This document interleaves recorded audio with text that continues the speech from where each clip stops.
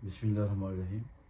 आज 14 अगस्त है, तो 75th योम आज़ादी हम मना रहे हैं।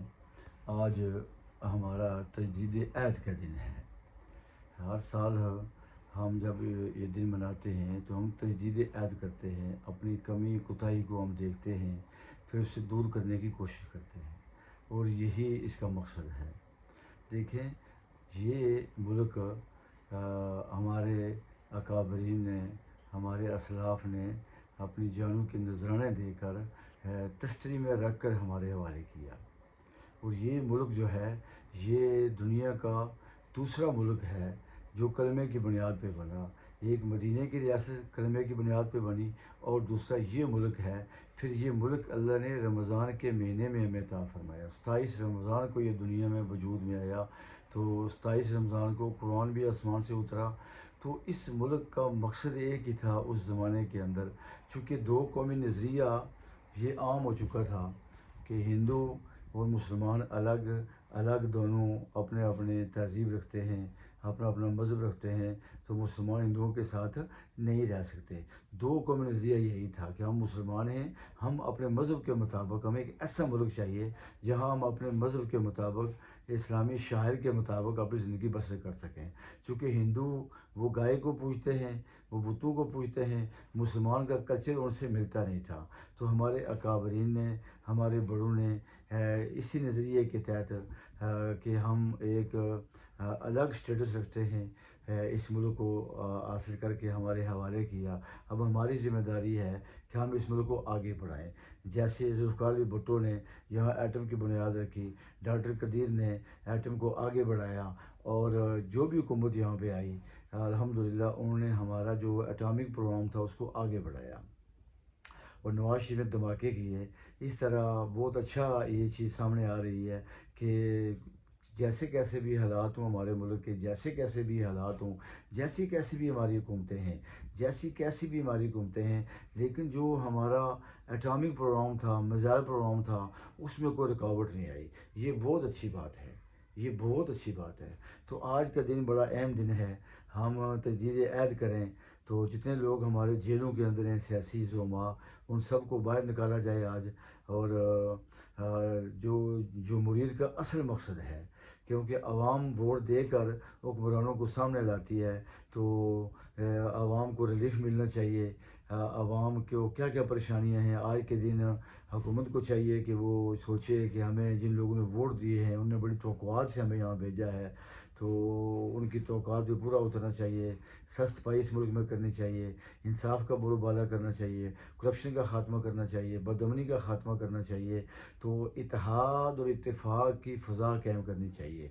देखिए, हम उसी सूरत में आगे बढ़ सकते हैं जब हमारे अंदर इत्तेफाक होगा। इत्तेफाक होगा सियासी लिहाज से, मजहबी लिहाज से, दीनी लिहाज से, हर महाज पर हमें इत्तेफाक और इत्तेहाद का मुजाहरा करना होगा। आज का दिन बड़ा इंपॉर्टेंट दिन है। देखिए, ये मुल्क इस्लाम का कला है, हमारे पास एटम है, पूरी दुनिया के मुसलमानों की नज़रें हम पर हैं। तो हमें उस अंदाज से अपना किरदार अदा करना चाहिए, अपनी कमियों को, अपनी कोताहियों को दूर करना चाहिए। तो सियासी जो हमारे ज़ुमा हैं, ये जो असम्बली में बैठे हुए हैं, उनसे भी रिक्वेस्ट है कि जमहूरियत का मकसद ये है, अवाम अपने वोटों के ज़रिए आपको असम्बली में भेजते हैं, इसलिए भेजते हैं कि आप हमें रिलीफ दें। इसके अलावा जो सियासी हलचल है हमारे मुल्क के अंदर, आज के दिन हम वो भी याद करें, उसके ख़ात्मे का कुछ सोचें, असम्बली में बैठकर सोचें कि क्या किया जाए। एक चीज़ हमें देखने में आती है कि अजीब जमहूरियत हमारे पास है। जो भी तख्त पे आता है वो दूसरों को उल्टा लटका देता है, वो दूसरों पे जो है ना, कोई कसर नहीं छोड़ता जुल्म बर्पा करने में, उनको जेलों में ठोसता है। जो भी आता है मुखालफिन को रास्ते से हटाता है। ये बहुत ही ज़्यादती की बात है, बड़े जुल्म की बात है। इस तरह की जमहूरियत का हमें कोई फ़ायदा नहीं है।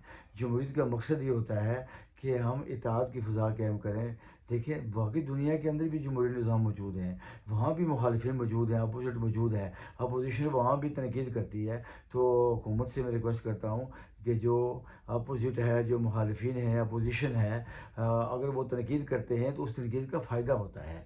उस तनकीद को आप पॉजिटिव तरीके से लें, उसको उसको इख्तलाफ न बनाएं। دیکھیں حضرت عمر رضی اللہ عنہ کو جب ایک بندے نے سوال کیا کہ کل جو چادریں تقسیم ہوئی تھی اس سے تو آپ کا کرتا نہیں بن سکتا، یہ کرتا آپ اتنا لمبا کہاں سے لائے ہیں؟ تو انہوں نے کہا یہ میرے جو بیٹے کا حصے کی چادر تھی وہ بھی میں نے دونوں ملا کر لمبا کرتا بنایا، تو لوگ مطمئن ہوئے۔ تو سیاسی لوگوں سے ریکویسٹ ہے لوگوں کو مطمئن کریں، اپنے مخالفین کو مطمئن کریں، اپنے مخالفین کو راستے سے ہٹانے کی کوشش نہ کریں۔ جو بھی آتا ہے وہ اپنے مخالفین کو راستے سے ہٹانے کی کوشش کرتا ہے، جس سے ملک کی جو فضا ہے یہ خراب ہوتی ہے، یہ بدنظمی پیدا ہوتی ہے۔ تو ریکویسٹ ہے کہ آج کے دن جو ہے یہ بڑا اچھا دن ہے کہ اللہ نے ہمیں بہت بڑی کامیابی عطا فرمائی کہ ہم نے انڈیا کا جو بزدلانہ وار تھے ہم نے ان کو روکا، ہم نے پوری دنیا کے اندر اپنے امیج کو الحمدللہ ہم نے اجاگر کیا، ایک اسلامی ریاست کی حیثیت سے، ایک بہترین فوج کی حیثیت سے فوجی کردار بھی ہمارا سامنے آیا۔ لوگ جو کہتے تھے کہ فوج بس کھانے پہ لگی ہوئی ہے، کوئی کام نہیں ہے ان کا، ان کو آج ان کے منہ بند ہو جانے چاہیے کہ چند گھنٹوں کے اندر انہوں نے انڈیا کی بولتی بند کر دی۔ تو فوج کا بھی مورال بلند ہوا ہے، ہم فوج کو سلوٹ کرتے ہیں۔ تو سیاسی لوگوں سے بھی ریکویسٹ کرتے ہیں کہ ملک کے اندر امن کی فضا قائم کی جائے۔ وہ کیسی ہوگی کہ آپ اپنے مخالفین کو راستے سے ہٹانے کی کوشش نہ کریں، انہیں جیلوں میں نہ ٹھونسیں، انہیں باہر نکالیں، ان کو گلے لگائیں۔ جب مل کے چلیں گے تو انشاءاللہ یہ ملک ہمارا اور ترقی کرے گا۔ پوری دنیا کے اندر یہ کوئی رواج نہیں ہے کہ جو اپوزیشن ہوتی ہے ان کو جیلوں میں ٹھونس دیا جائے، صرف یہ ہمارے ملک کا رواج ہے۔ یہاں پہ مہاجرین کو سبق سکھایا جاتا ہے۔ یہاں لبیک والوں نے احتجاج کیا تو ان کی پٹائی کی گئی کہ ان کو پھر احتجاج کا راستہ نظر نہیں آیا۔ طاہر قادری صاحب نے احتجاج کیا تو ان کی بھی ایسی پٹائی کی گئی کہ وہ کینیڈا میں جا کے بیٹھ گئے۔ تو یہ جو رویہ جمہوریت کی، یہ جمہوریت نہیں ہے، اس طرح کی جمہوریت کا ہمیں کوئی فائدہ نہیں ہے۔ تو جمہوریت یہ ہوتی ہے کہ جو مخالفین کا احتجاج ہے اس کو ریکارڈ کیا جائے، اس کا ازالہ کیا جائے، اپوزیشن کے جو معاملات ہوتے ہیں، مطالبات ہوتے ہیں، ان کا ازالہ کیا جائے، یہ نہیں کہ ان کو جیلوں میں ٹھونس دیا جائے، اس کا یہ کوئی ازالہ نہیں ہے۔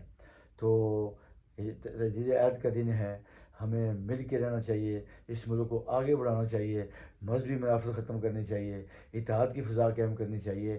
ہمارے اوپر بہت ذمہ داریاں عائد ہیں، ہم ان ذمہ داریوں کو ہمیں نبھانا چاہیے کہ پوری دنیا کی نظر ہم پر ہے۔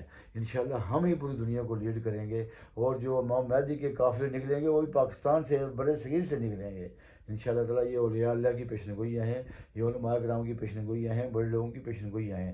تو اس ملک کے اندر ہمیں مل کر، جو ہماری بیوروکریٹس ہیں ہمارے، وہ بھی اس ملک کے اندر وہ اپنا اچھا کردار ادا کریں، فعال کردار ادا کریں۔ دفتر اس لیے ہوتے ہیں کہ لوگوں کو ریلیف دیا جائے، لوگوں کو انصاف دیا جائے۔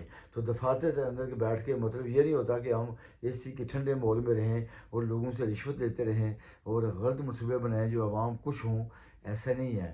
تو بیوروکریسی بھی اپنا کردار ادا کریں، مذہبی لوگ بھی اپنا کردار ادا کریں، سیاسی لوگ بھی اپنا کردار ادا کریں۔